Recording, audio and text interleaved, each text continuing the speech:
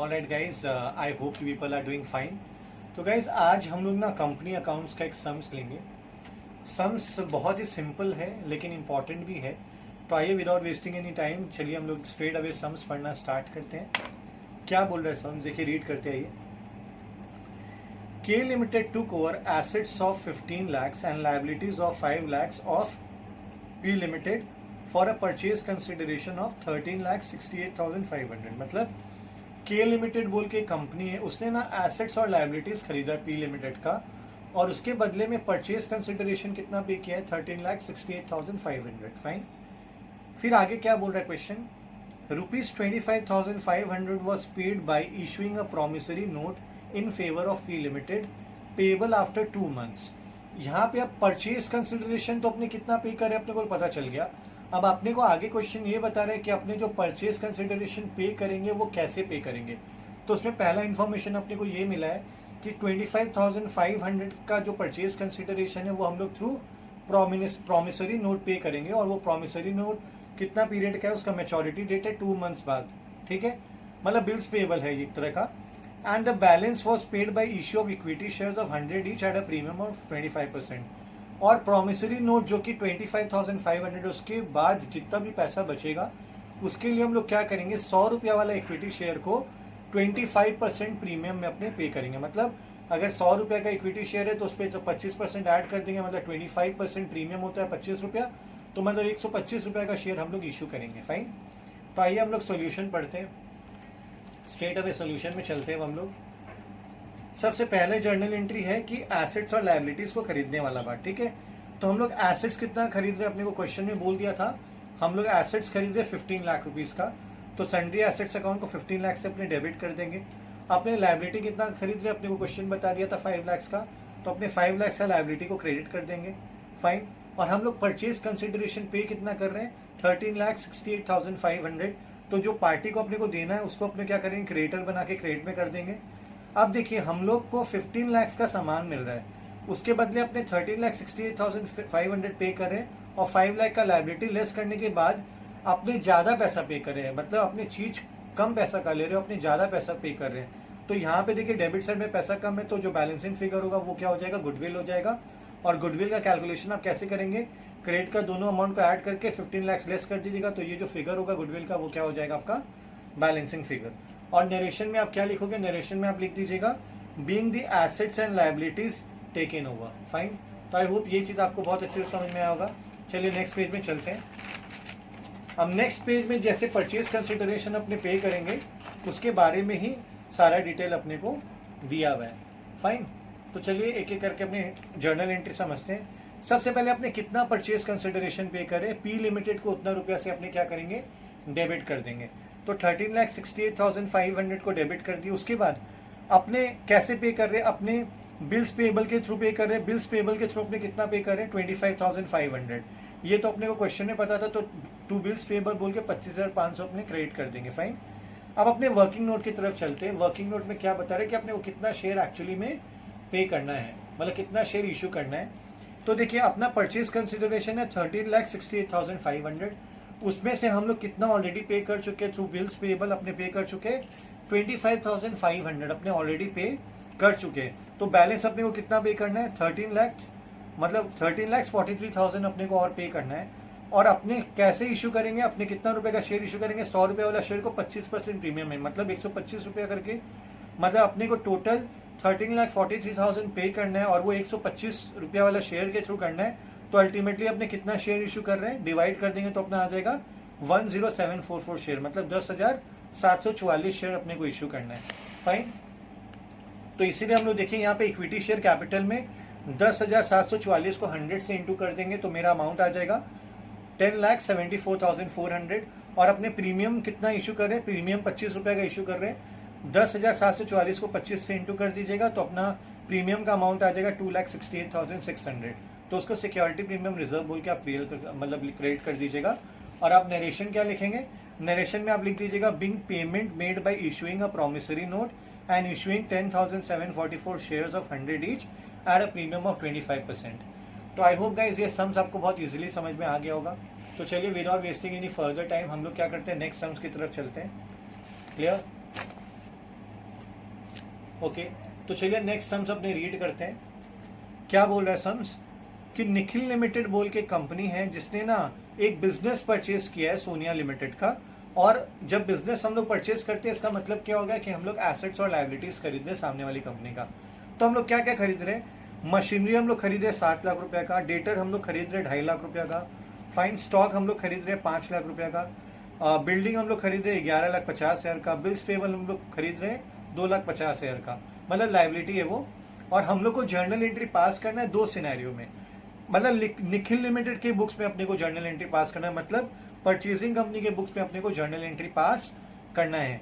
तो देखिए पहला इंफॉर्मेशन क्या बोला, पहला सिचुएशन के हिसाब से क्या बोल रहा है question, the purchase consideration of 22 lakhs was discharged by issuing 20,000 fully paid equity shares of 100 each at a premium of 10%।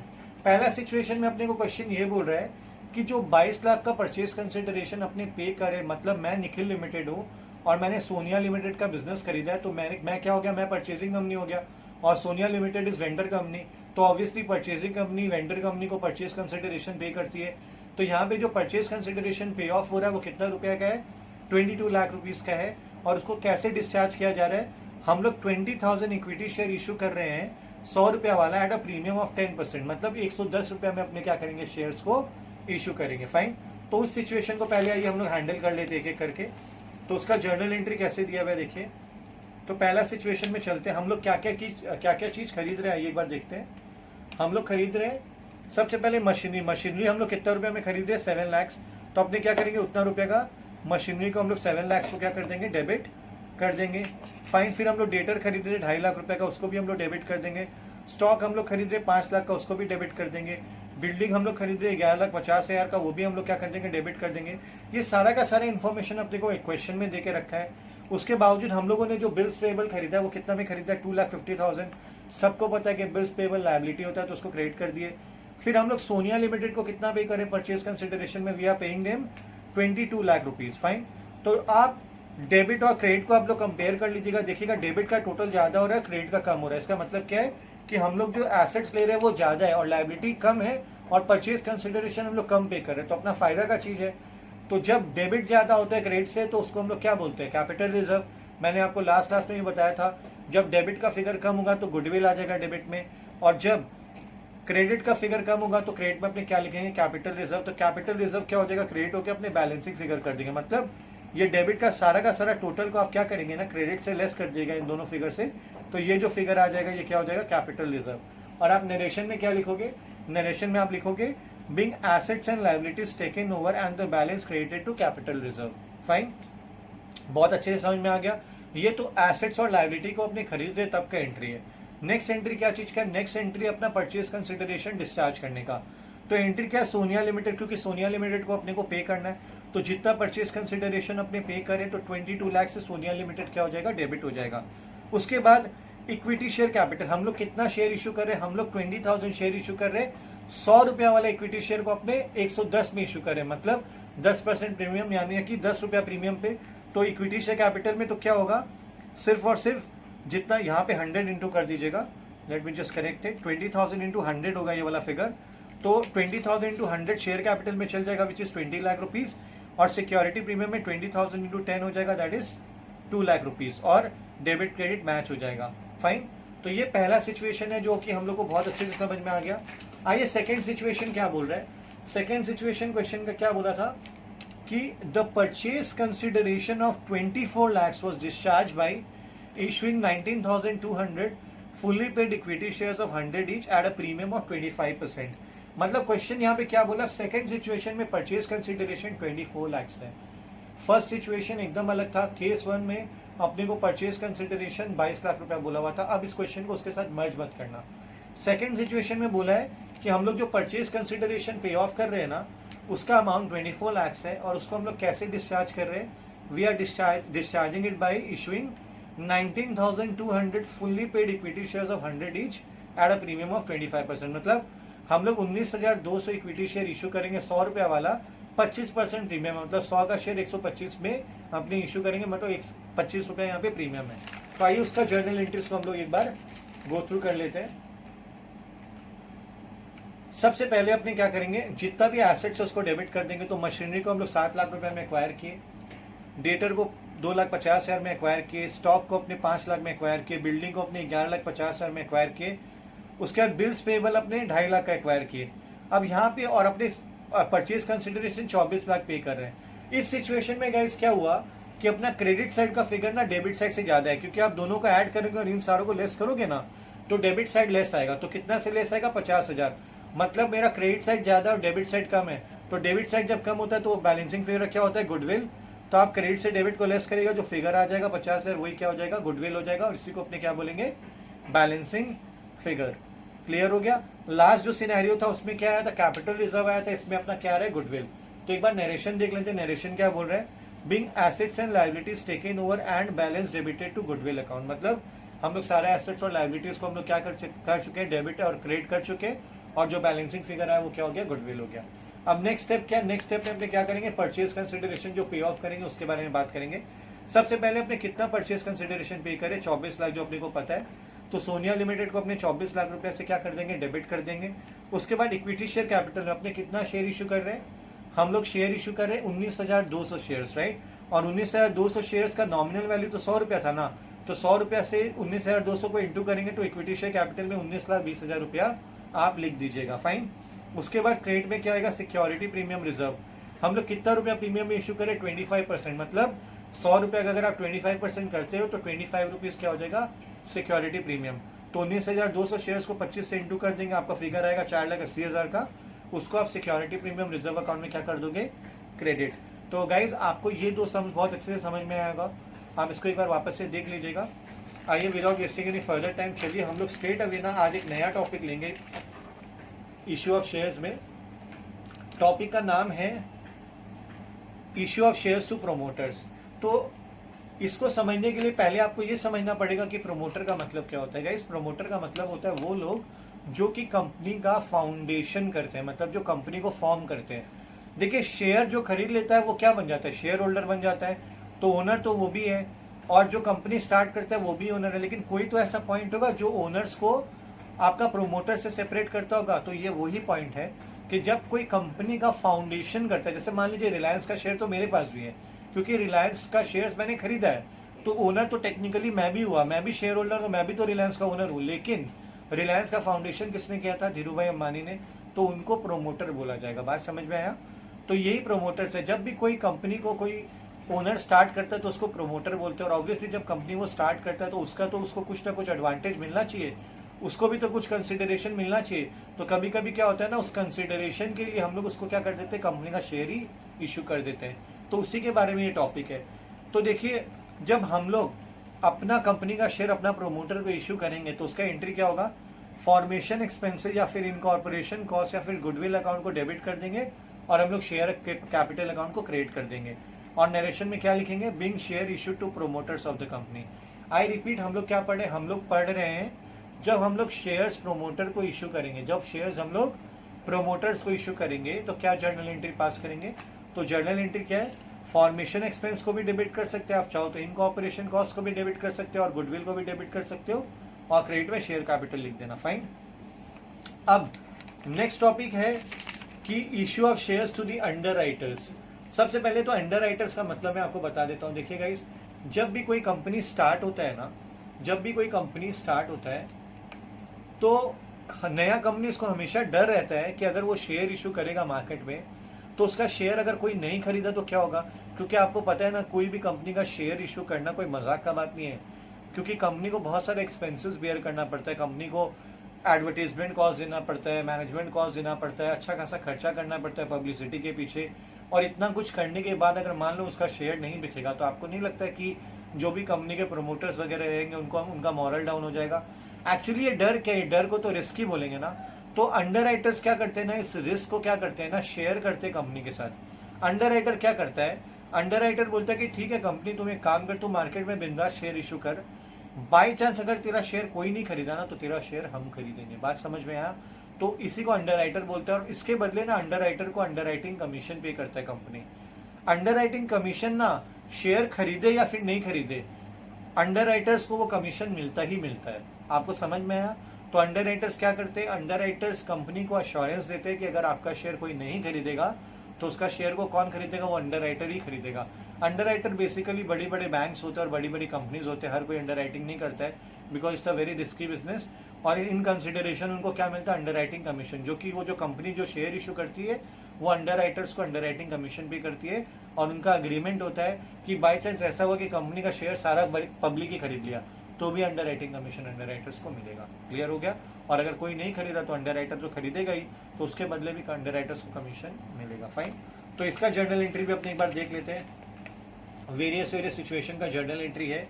पहला है कि जब हम लोग अंडर राइटर एक्सपेंसेस जब होगा उसका जर्नल एंट्री होगा underwriting expenses account debit to underwriters account. Underwriting expenses भी होता है, उसका जर्नल एंट्री क्या होगा, underwriting expenses account debit to underwriters account. फिर सेकंड जर्नल एंट्री है issuing shares to underwriter. जब हम लोग अंडर राइटर जब वो बोलता है कि ठीक है हम लोग क्या करेंगे शेयर्स। अब देखिए एक और बात मैं आपको बताता हूँ, कभी कभी ऐसा भी होता है कि जो अंडर राइटिंग कमीशन हम लोग पे करते हैं ना वो कैश में नहीं पे करते, हम लोग कैसे पे करते हैं, हम लोग थ्रू शेयर्स पे कर देते हैं। अंडर राइटर को हम लोग बोलते हैं कि देख मान ले तेरा कमीशन अगर 1 लाख रुपया हो लेकिन हम कैश नहीं पे करेंगे तो 1 लाख रुपए का शेयर भी इशू कर सकते हैं। तो उसी सिचुएशन का यहाँ पे बात हो रहा है।